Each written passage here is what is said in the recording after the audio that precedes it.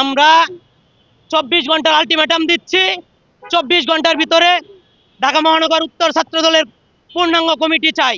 আমাদের ঢাকা মহানগর উত্তর ছাত্র দলের পূর্ণাঙ্গ কমিটির দাবিতে আপনারা জানেন 1 বছর 14 সদস্য বিশিষ্ট কমিটি হওয়ার পর আমাদের কমিটিকে একটি সিন্ডিকেট কালো হাত তারা আমাদের কমিটিকে আটকে রেখেছে।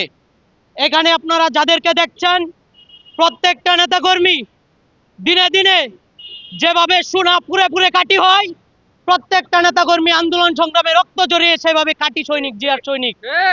আজকে মাননীয় ভারপ্রাপ্ত চেয়ারম্যান জনাব তারেক রহমান বরাবর এবং ছাত্র দলের যারা নীতি নির্ধারক হাইকমান্ড আছে, আপনাদের মাধ্যমে তাদেরকে আমরা বলতে চাই যে আমরা আপনাদের কাছে টাকা পয়সা কোনো কিছু চাই না। আমরা আমাদের একটা পরিচয় চাই।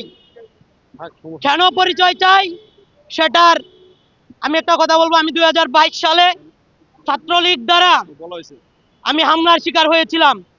আমি সেন্ট্রালকে অবগত করেছিলাম যে একটা ছাত্র দলের কর্মী হিসাবে আমি একটা প্রেস রিলিজ তো পেতে পারি, আমার শুধু একটা পদ না থাকার কারণে, একটা সাংগঠনিক পরিচয় না থাকার কারণে আমি সেটা পর্যন্ত পাই নাই।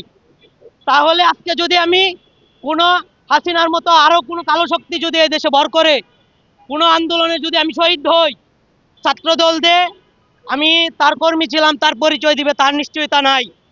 যদি আমার একটা সাংগঠনিক পরিচয় থাকে তাহলেই সম্ভব, বা আমাকে ছাত্র দল তার কর্মী হিসাবে মেনে নিতে পারে।